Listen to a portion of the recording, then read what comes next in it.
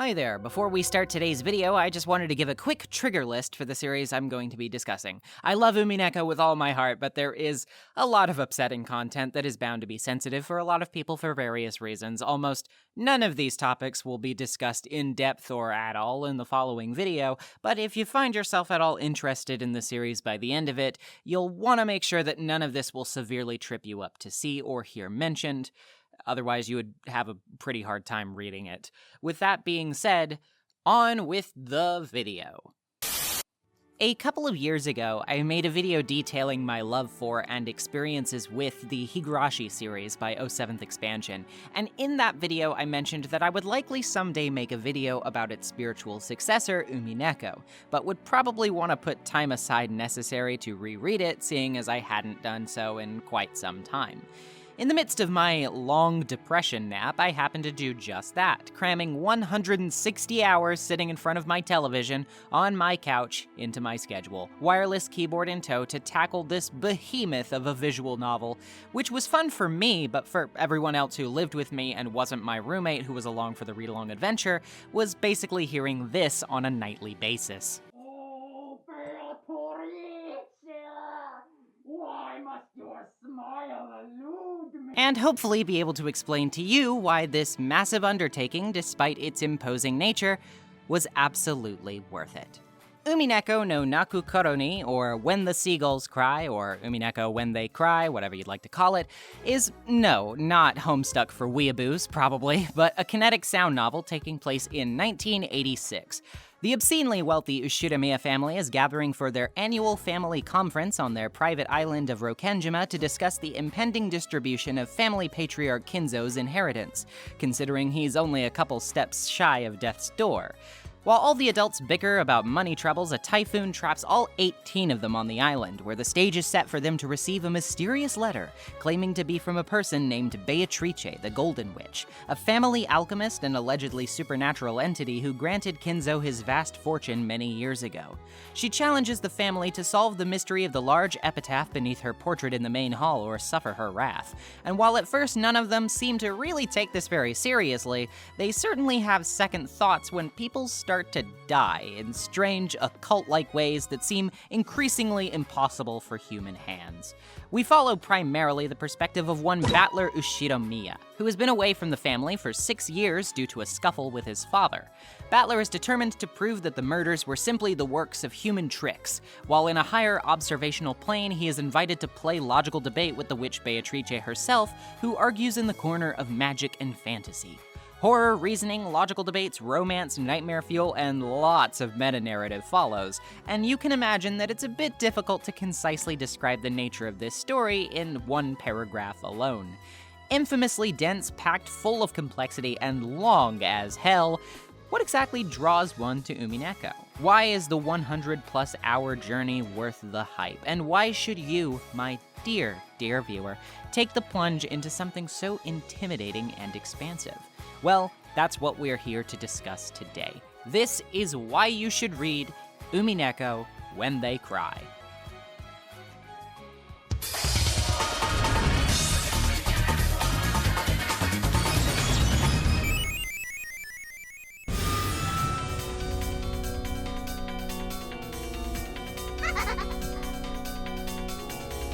The first arc of Umineko, titled Legend of the Golden Witch, was released for the very first time at Comiket 72 back in August of 2007, and the games would return for subsequent Comiket events until the final game, Twilight of the Golden Witch, was released at Comiket 79 in December of 2010, taking essentially only a little over 3 years to write something longer than all of the Harry Potter books put together.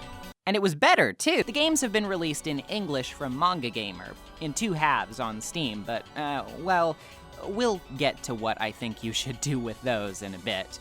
Like Higurashi before it, Umineko is programmed on Inscriptor and follows the tried and true format of 07th Expansion games up until this point. Which is to say there's basically no gameplay to speak of. Playing Umineko is more or less like reading an actual novel, only with additional visual and auditory trimmings to make the experience more tense, impactful, immersive, and at times, easier to follow than they would be in just simple text. I know from the very start that's going to be a tough sell for a lot of people, but trust me when I say the story's way too good for a lack of gameplay to get in its way, especially considering one of the core tenets of Umineko's story, the mystery. Yeah, you remember what I said about the island and the murders and all that jazz, right? Well, good, because it is very squarely a large part of what makes up Umineko's core content. Again, like Higurashi, the arcs follow various different but similar replays of the same span of time. In this case, October 4th and 5th of 1986 on Rokenjima. While some elements largely stay consistent, like the typhoon trapping everyone on the island, the phone lines being down, and there being some kind of strange letter imploring the family to get their thinking caps on, various other miscellaneous elements shift around or happen differently in order to explore more previously unturned angles of the core mystery. And that's honestly one of the biggest advantages Umineko has with its story structure, because you would think that re-examining the same case on the same island so many times would get tiresome, but thankfully it cleverly avoids overstaying its welcome by imploring you, not demanding you, to look at all the details from different and varying perspectives, all of which provide an interesting digression into another viewpoint. Not to mention the atmosphere in general, because frankly, it's just so good. The soundscaping and design work in general really adds to the overall feeling of immersion in Umineko's world, and the detail with which every location is mapped out, described, and lived in makes you feel as though you are genuinely walking from place to place throughout the Ishirimiya mansion. And as tension rises through the story, this becomes especially engrossing and hair-raising in a way that I think few other stories truly are able to accomplish. Hell, it's only a VN, and yet it immerses me into its world more than a lot of actual adventure games manage to. And that does wonders for the story itself because, God, you're gonna be here a while. And if they can engage you in any little way, it's bound to help justify some of that grind. I mean, if they're gonna get you to emotionally react to a Japanese PowerPoint presentation, then, I could talk all day about how long Umineko is and just wax hyperbole for laughs. And in fact, there's actually a very good video precisely about that topic by Red Bard, look it up. But it's important to note that a lot of what makes up that journey undoubtedly has to be the multiple and varied moments we spend fleshing out its extended cast of characters. And this is really important for a cast like Umineko's because, oh my god, there are so many of them. We start the series in its first arc with 18 of them, and the roster only grows from there, and yet suffice it to say, I don't think I could say that any of them don't at least get one moment to shine in the spotlight. And that's both really impressive and important. If you're gonna ask people to invest over 100 hours into your story, characters are going to be of significant importance to that request, and you're going to need to deliver on the character work in order to justify the time spent with them. And boy does Umineko succeed in that regard. The characters are fantastic. Even villainous characters provide their own uniquely over-the-top charm that makes them affable and fun to hate, if nothing else. Oh, yeah! Very good! One more! The amount of time we end up spending with these characters not only leads to them feeling incredibly fleshed out, but also leads us to accept them less as a simple collection of tropes and personality traits, but living, breathing people with lives and histories that feel as organic and complicated as those we could find among others in our everyday lives. Take, for example, our two main characters, Battler and Beatrice. Battler is a typical anime protagonist, stubborn and hot-headed, but also very compassionate and flirty. He has a dorky catchphrase, he points like Phoenix Wright all the time. In fact, Ryokishi even admitted to being on a bit of an Ace Attorney kick when designing the guy. And thanks to several strange theories he posits, it's pretty easy to make fun of the poor guy, frankly. But he always really stands out as a strongly empathetic person, attuned to his emotions and more than willing to express them openly without too much fear of looking weak. He's genuinely really kind and sweet, and although he has the occasional obnoxious pervy anime jokes centered around him, he's overall probably one of my favorite protagonists from anything. He has a strong sense of justice, but also enough of a heart not to ignore the circumstances behind other people's suffering. And I think that kind of nuance is refreshing in a landscape driven by revenge-thirsty, ultra-badass types. Conversely, the antagonist Beatrice is a riot. She is often bombastic, theatrical, and conniving, with a bliss for dismantling Battler at every turn. However, though it takes a while to see, it becomes clear that part of Beto's cruelty can almost be thought of as innocent. Beto every so often shows this softer side of doe-eyed curiosity that makes you wonder if she really fully grasps the nature of her atrocities. And this contrast makes it all the more compelling when following her gradual transformation from cackling madwoman to a strangely vulnerable and very human person. 私は誰? This is no clearer than the steady realization of her competition's true purpose, not to simply fling Battler around for kicks, but in a genuine effort to make him understand what her motivation genuinely is, and that kind of character duality is a really compelling and important aspect of Beto's character, which can also be felt in many others across the board. From the booming patriarch Kinzo, who I can only describe as a fascinating mixture of reprehensible and pitiable, to Natsuhi, the earnest and proud woman who is constantly working herself to the brink of exhaustion with no real thanks being granted to her for it.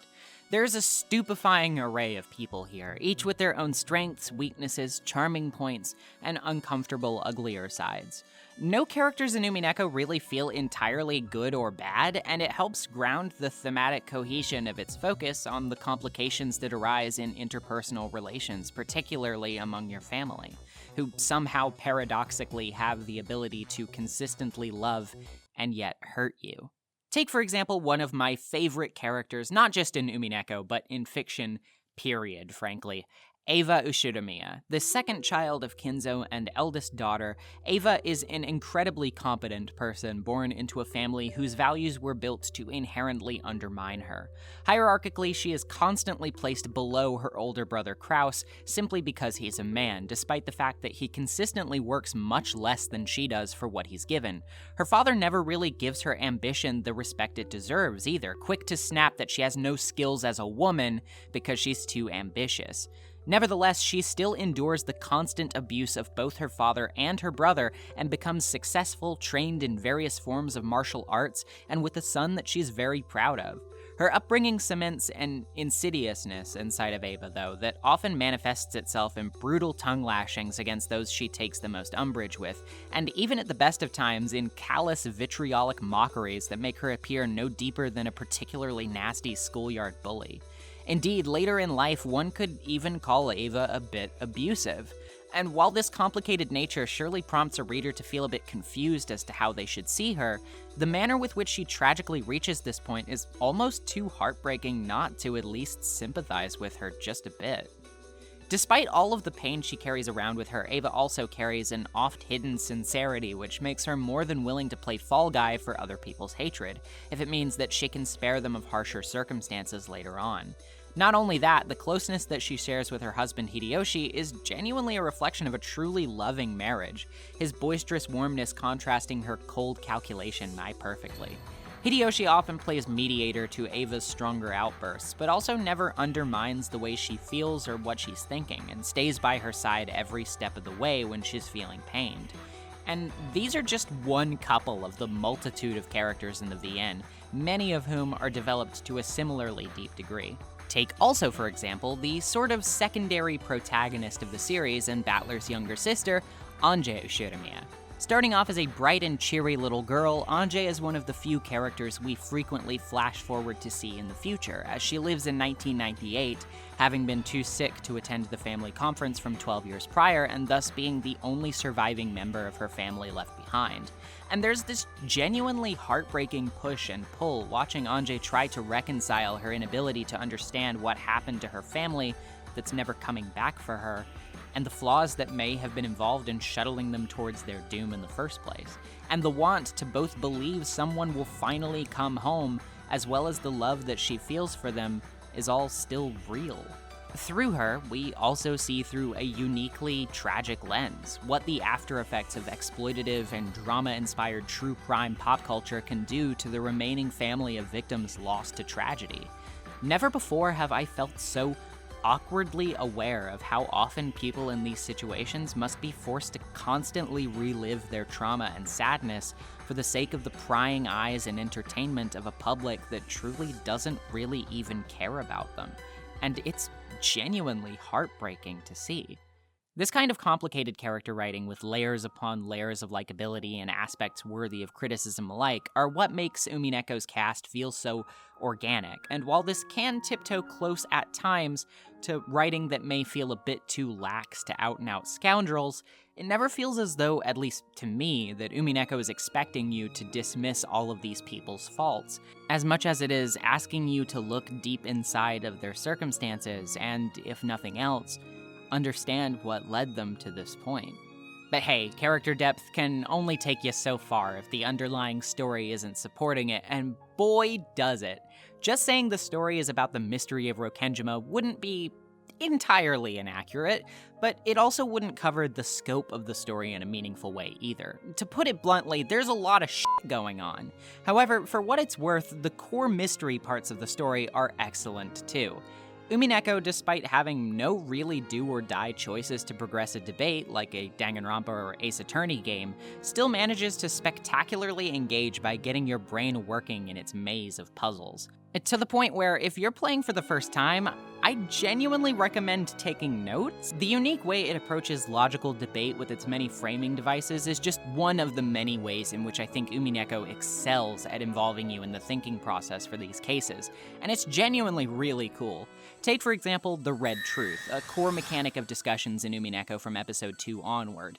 To avoid a stalemate of constant questionings and denials over the base facts of a case, Beto introduces to Battler a stipulation that mandates that when she speaks in red text, she is telling an unequivocal truth and carries no burden of proof for explaining why or how it is true. One would think that this could only work to Battler's disadvantage, cutting off his means for meaningful explanation on his side of the board. However, deliberate requests for repetition in red and subsequent refusals make this a very tense dance of informational exchange, leading you to wonder if a repetition's request refusal was more to do with the fact that it provided an opening for Battler's argument, or merely represents a whim of Beto's she is bound to stall out and use to crush his spirit later. There are plenty of locked room murders and talks of tricks associated with making a murder look impossible. Oh my god, there's a bang at the door! So chances are, if you're into traditional detective fiction, there is a lot here that will scratch your kind of itch, and it genuinely is incredibly fun to try and follow along with these crimes to see what makes them tick. There are even characters later on in the series which are literal personifications of Nox's Decalogue and Van Dyne's 20 Rules, excluding the racist one from Nox's, that is, which themselves provide additional stipulations to logical debates specifically regarding cases from the perspective of a mystery or detective fiction story. And I love stuff like this, frankly. It's not necessary that you even really figure out the mysteries for yourself to get enjoyment out of them, but it really does place a lot of faith in you as a player to ruminate on these clues for yourself, and hardly ever does it really go out of its way to spell anything out for you super deliberately. It trusts you to be thinking just like Battler is, and as a result, I find that it seems much less narratively condescending to its audience than many other hand-holdy mystery games tiptoe towards being. Can't figure out the mystery in one of the episodes? That's fine, it's never really necessary for you to. But the tools for you to do so are all right there. If you keep thinking, it is possible to reach the correct conclusion, and I think that's just a really cool aspect of the series in general.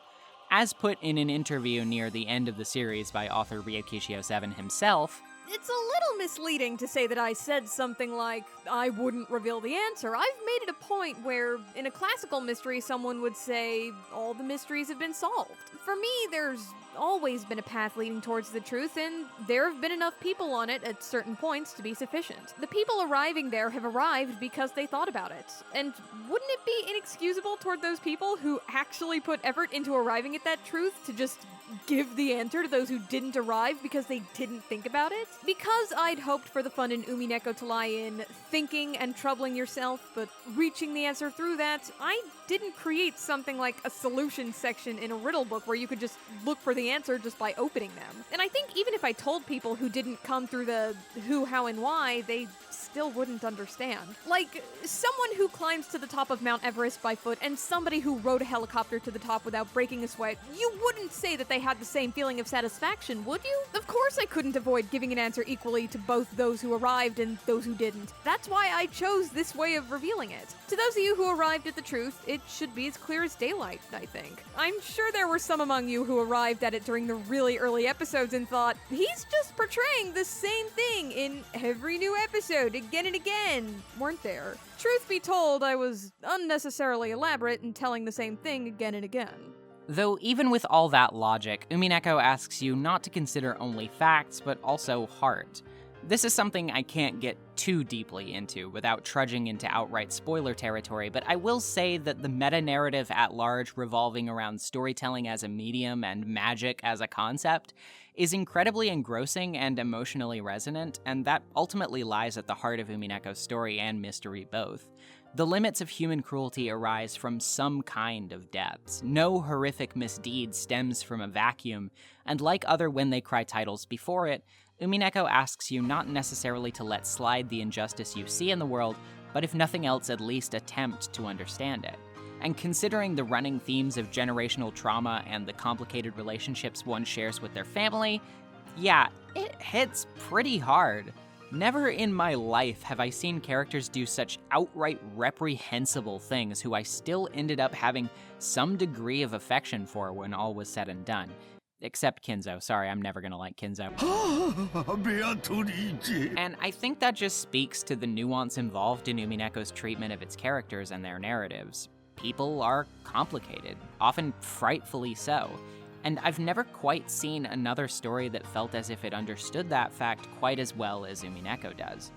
The author Ryukishio7 often describes his games as a conversation or debate between himself and his readers. And in this way, it feels as though all of his writing is not so much preaching as it is carefully presented and curated pieces of information, and his own viewpoint, positioned in such a way that we, the reader, will be able to reach an informed opinion by the end. Not as the vessel for a message Ryukishi wants to forcibly impart on us, but as an intellectual equal that can recognize the pieces we've been given and are trusted in the way that feels correct to us, to put those pieces back together in a cohesive, completed whole. In this sense, despite how often dour and cynical Umineko can seem on its face, it's this earnestness and love that permeates throughout it that makes it all the more legibly sincere. What starts off as a simple debate between fantasy and reality becomes a much broader discussion than ultimately what we think we're even initially arguing about. And by the end of the journey, I can confidently say I was inclined to think a bit more magically about life than I had before. And that speaks volumes to the strength and conviction with which Umineko delivers its morals, its postulations. It's a story so brimming with life despite lingering so squarely on death. And it's that contrast that I think makes it so wonderfully beautiful, despite how horrific it can also often be. Trust me when I say, if you decide to go on this journey, you're gonna be crying a lot. Over my playtime, I must have cried at least once per episode, and with many of those episodes yielding multiple crying sessions from me at a time, and dear God, the last episode, it would be easier to count the amount of time I wasn't crying when reading it, as opposed to when I was. It's just so deftly understanding of the emotional landscape of fiction and what it can do to provoke real introspection and heart from us as living, breathing people. And the immersion and attachment it spent so long building up really pays off in a crescendo of choked sobs that it's gonna one way or the other rattle out from within your ribs like a sad, sad puppy. Now, I know what you're thinking though, that sounds great and all, but the VN is like, long? Like it took you 160 hours? And yeah, I'm not gonna lie to you, it is that long, and hopefully I've done my part in explaining at least partly why that length was necessary for what Umineko is, but if you're still skeptical, there's probably some options you're weighing in your brain now. What about adaptations?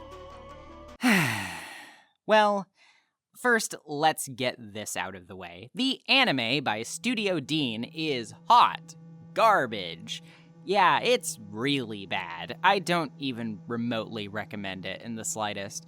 On the surface, it suffers from a lot of problems that most mediocre VN adaptations do. A truncated pace where they try to fit far too much material into too little time, boring direction, that drip feed of information being replaced by long, tedious info dumps, confusing meandering. It's all there, but that's not even all there is to it. For one, it never even got finished. Of the 26 episodes that were produced for the series, what was covered in terms of game material was 4 of the game's 8 arcs. Like Higurashi before it, its first season only covered half of the game. Unfortunately, while Higurashi's anime adaptation was passable enough to make it to a second season, Umineko did not receive such luck, selling so poorly that a second season was never greenlit, thus making the story forever incomplete in this format. So, yeah, you just couldn't even get the whole story that way. Period. Not to mention the fact that the adaptation was so hastily slapped together before the VN was even finished, and due to this, a lot of key elements of story important to the narrative are excised for time before Dean ever knew to consider that they were crucial. And no spoilers, but they kinda screw up a key detail that hints to the true culprit's identity multiple times throughout the entire series, and that kinda just blows a huge, giant plot hole into the entire thing. So, yeah, it makes its own mystery basically functionally impossible to solve. Great, just what I wanted in my mystery series. On the other hand, the manga adaptation is actually pretty good. Granted, it is still truncated compared to the VN, and the true experience can really only be gotten from the VN. But I don't think the manga is a bad read at all, even for people who have already read the VN. Toward the back half of the manga in particular, Ryukishi even gave additional information about the story to the artists that was intentionally kept a bit more vague in the original story, making it somewhat of a director's cut with additional scenes and bits of character writing that make the picture of Umineko's overall story feel a bit more complete. Not to mention that the artwork is just fantastic, taking up the mantle of Higurashi's manga by having a variety of different artists take a crack at depicting the events of Rokkenjima in their own uniquely twisted way. But by far my favorite has to be Kei Natsumi, who draws such vividly emotional and raw expressions that can vary between heartbreaking and bone-chilling at the drop of a hat. Her art really adds to the experience exceptionally well, and especially when it comes to the final arc, more than excels at delivering the kind of bombast and emotional climax that Umineko deserves. However, I would be remiss not to mention that if you opt to avoid the VN entirely, you're going to miss one of the best things Umineko has going for it: its soundtrack. No joke, Umineko is probably one of my favorite OSTs of all time, and this is for no small reason. Multiple different doujin artists joined the ranks of Ryukishi's team to churn out banger after banger after banger for this soundtrack, and the work shows. From atmospherically haunting to cute and lively to energetic and grungy, this soundtrack has everything you could think to want, always carrying a sense of unique style and confidence along with it. Here, just listen to some of this.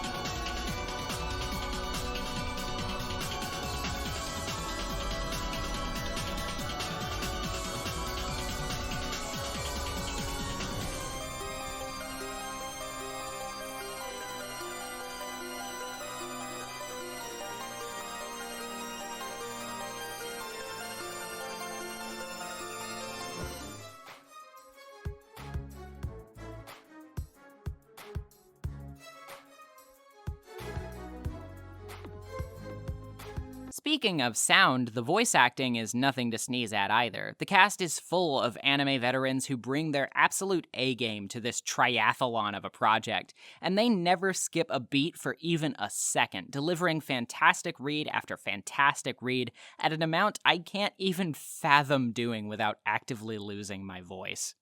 ふうきつ来る来るってどこからさ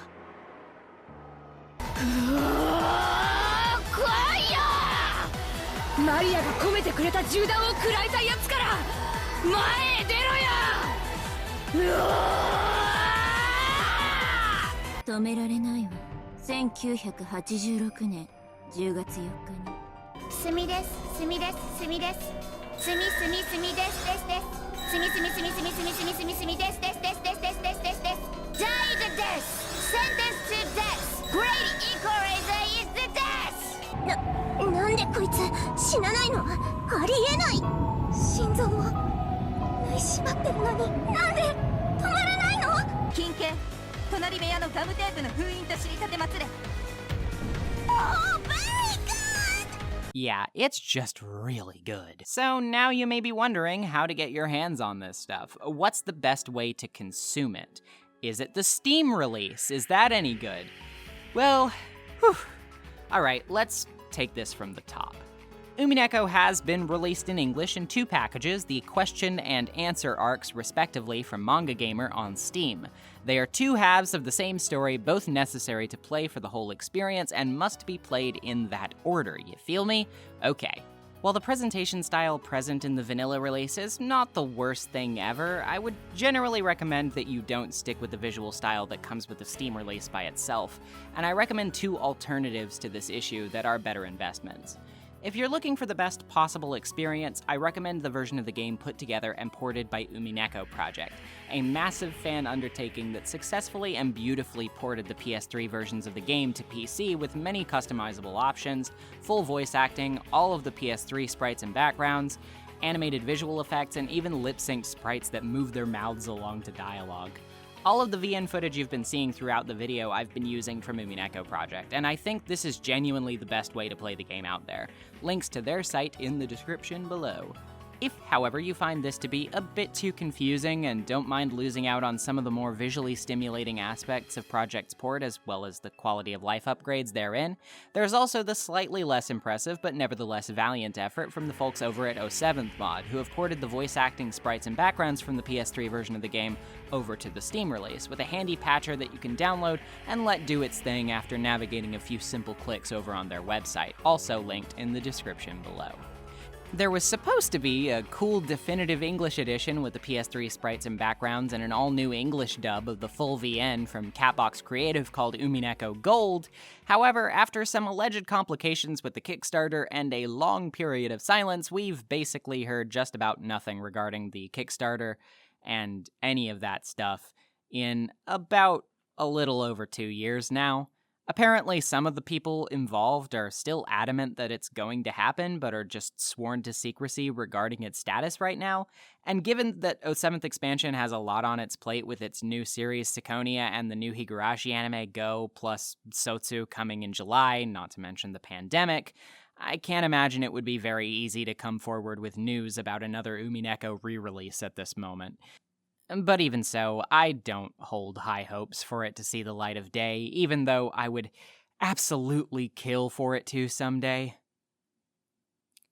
The manga is available all in English from Yen Press, however many of the volumes physically are now out of print and extremely expensive, so the best recommendation I can make for that is to read it digitally, where it's much more easily accessible and way, way cheaper. The anime, if you for some reason really wanted so badly to see it, is out of print, so you can't legally buy it. Don't even think about it! Also, if you're looking for additional Umineko entertainment, I point you to Golden Fantasia, a fighting game based on the series, which is also available on Steam and has plenty of fan service for series veterans, along with a really cool fighting system based around the mechanics of the series itself, which truly makes for a fun time to share with friends who've similarly gone on this insanely lengthy journey along with you. It also includes an edgy bad boy palette swap of Battler who is the man behind the slaughter, so, you know, if you're into that sort of thing.